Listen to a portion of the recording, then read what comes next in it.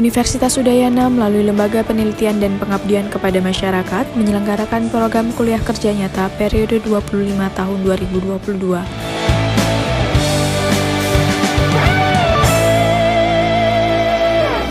Mudah-mudahan seluruh peserta KKN yang berjumlah 4.254 orang itu yang disebar di seluruh kabupaten, di seluruh Bali, di 194 desa, mereka bisa melaksanakan tugas sesuai dengan yang sudah direncanakan.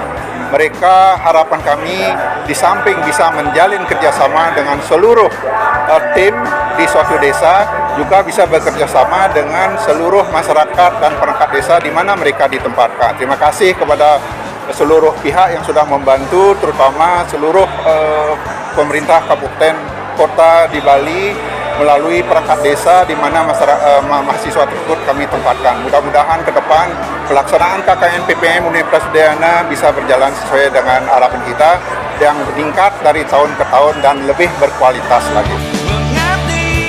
KKN periode 25 ini mengambil tema Kerja Nyata Mengabdi untuk Negeri, Bangkitkan Ekonomi dan Kesehatan Berkualitas. Kau bersamamu, LPPM Udayana gandeng tangan bangun negeri, maju lawan. Program KKN yang dirancang oleh LPPM Universitas Udayana dilaksanakan mulai tanggal 16 Juli sampai 29 Agustus 2022 dengan melibatkan 4.254 mahasiswa dan berlokasi di 194 desa yang tersebar di Pulau Bali.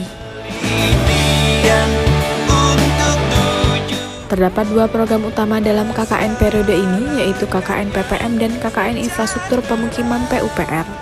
Mengabdi, berbakti untuk negeri. Siapakah nama Anda? Nama saya Ahmad Firdan, biasa dipanggil Firdan. Nama saya Jadi Samin Sarani. Nama saya Iman Steven Lauren. Nama saya Anak Agus Agung Pratnyasita Kauningan. Di mana lokasi KKN Anda? Lokasi KKN saya ada di Desa Blimbing Sari, Kecamatan Melayu, Kabupaten Jemberana. Lokasi saya itu ada di Desa Julah, yaitu tepatnya di Kabupaten Buleleng. Dari Desa Kamasan, Klungkung. Dan di Desa Batuan Kaler. Jelaskan sedikit tentang proker di bidang Anda. Di bidang sosial budaya saya itu ada pengelolaan limbah kertas. Jadi nanti kertas itu di kertas bekas, kayak buku bekas itu dileburkan jadi kayak bubur kertas gitu. Terus nanti kita ada alat buat nyarinya kayak cetakan sablon gitu, nanti dibuat kertas lagi. Nanti produknya itu kayak kita bentuk kertas baru atau jadi buku buat bisa kita kembangkan buat jual lagi atau nanti ke sumbangan ke panti asuhan ya. Proker saya sendiri itu yang pertama ada pembuatan VCO, lalu ada sosialisasi pemasaran bibit, lalu yang terakhir itu ada pembuatan virtual tour. Itu ada screening kesehatan dan penyuluhan gigi bersih dan penerapan pola hidup sehat, bersih dan sehat. Kreativitas sama anak-anak di Hari Anak tanggal 23 Juli nanti. Jadi kita kreativitasnya itu kayak kita mendekatkan diri kepada anak-anak SD di sana, yang nantinya itu kita bakal ngadain lomba untuk melatih kreativitasnya mereka, seperti lomba mewarnai atau membuat suatu prakarya dari barang bekas.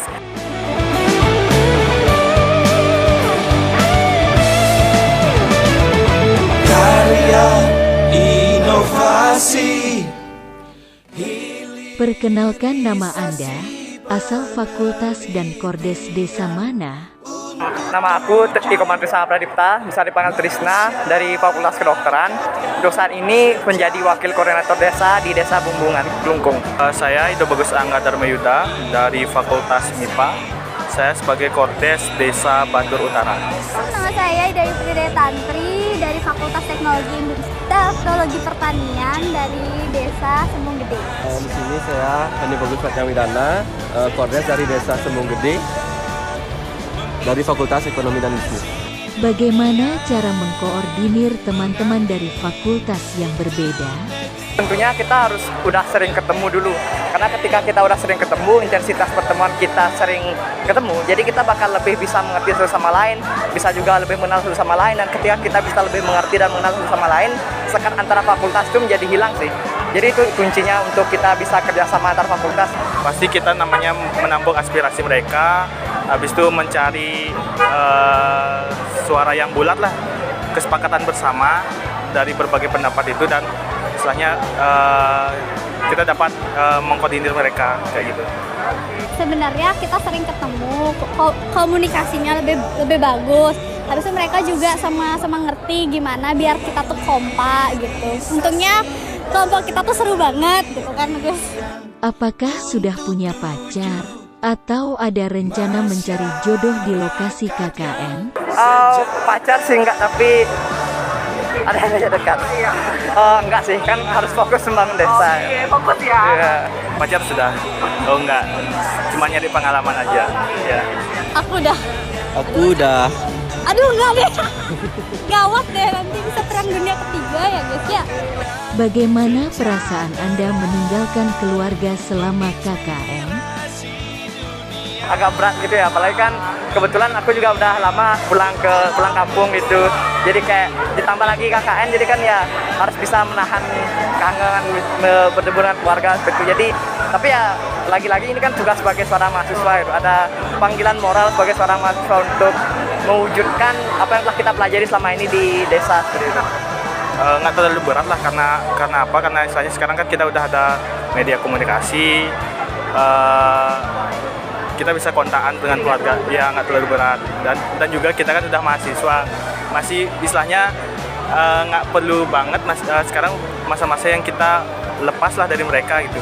Biasa aja, mungkin kan sekarang tuh udah bisa ada telepon, di video call gitu, kayak gitu kan.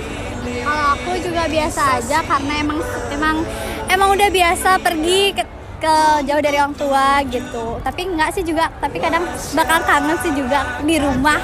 Apalagi anaknya anak rumahan gitu. Karya inovasi. Pesan untuk mahasiswa. Kepada adik-adik mahasiswa dari Fakultas Ilmu Budaya Universitas Udayana yang mengikuti KKN pada periode ini, agar selalu mengikuti berbagai aturan etika yang sudah diberikan di dalam pembekalan KKN di Universitas Udayana, dan berbagai etika yang memang sudah ditetapkan di desa di mana adik-adik mahasiswa ditetapkan. Semoga KKN yang adik-adik ikuti sekarang ini dapat berjalan dengan baik, sukses, dan memberikan bekal yang baik untuk adik-adik di masa yang akan datang. Itu harus mengedepankan etika, kesopanan, karena itu sebagai modal kita berinteraksi dengan mahasiswa, dengan masyarakat. Pesan saya untuk mahasiswa agar untuk proker disesuaikan dengan kebutuhan desa yang ada di sana, tentunya pasti harus sudah dikomunikasikan dengan pihak desa, dengan masyarakat, ataupun dengan tokoh-tokoh masyarakat di sana. Dan yang terpenting, setiap tempat tentunya memiliki aturan, baik aturan yang tertulis ataupun tidak tertulis. Pesan saya itu, jadi apapun yang diarahkan di sana oleh perangkat desa, oleh masyarakat, kalau memang tidak boleh dilakukan. Apa yang boleh itu saja dilakukan. Mungkin itu pesan saya, tetap semangat, 1,5 bulan ke depan, semoga sukses KKN Udayana. Pesan untuk mahasiswa, jagalah kesopanan, jaga nama baik alma mater Universitas Udayana, dan laksanakan prokes sesuai yang dianjurkan. Apa tema KKN ke-25 dan output yang diharapkan dari KKN periode ini? Kerja nyata mengabdi untuk negeri, bangkitkan ekonomi dan kesehatan berkualitas. Nah, kemudian output yang diharapkan adalah yang pertama tentu laporan, tapi kami tidak sampai di situ. Nah, output lainnya adalah bagaimana mahasiswa bisa upload kegiatan-kegiatan yang positif di medsos. Yang kedua adalah mahasiswa akan membuat video kegiatan, khusus 10 menit, adalah sebagai bukti bahwa mereka melakukan kegiatan di desa 10 menit. Itu videonya yang bagus, ya, yang sesuai dengan program kerja yang desa.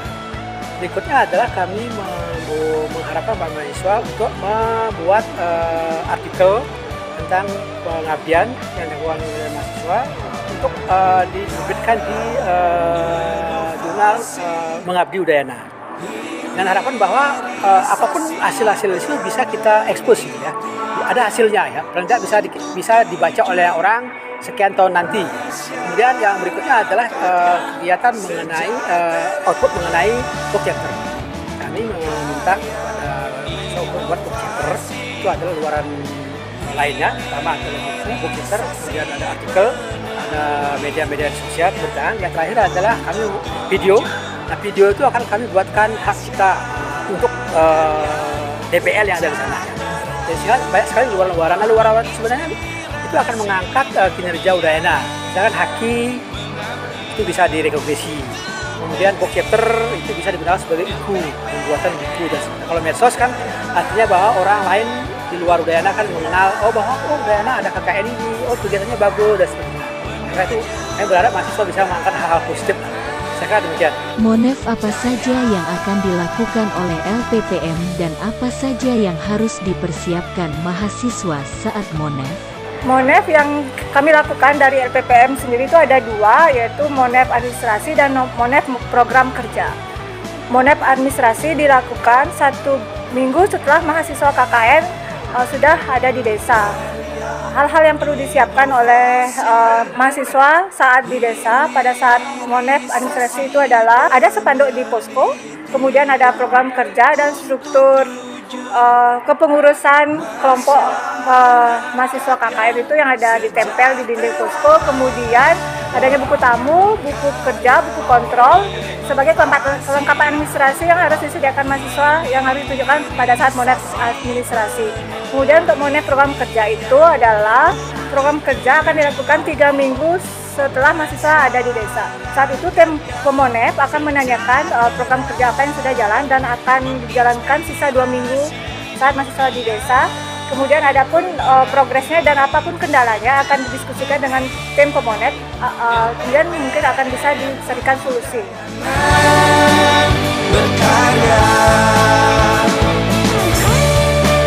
menuju Udayana Jaya. Saya Kadek Saputra, saya DPL Desa Pengejaran, siap menyukseskan KKN Universitas Udayana yang ke-25 tahun 2022. Saya Dr. Hewan Iwayan Sukarnayase, SKH MSI, DPL di Desa Kerte, Kecamatan Payangan, Kabupaten Gianyar, ikut menyukseskan KKN PPN UNUD yang ke-25.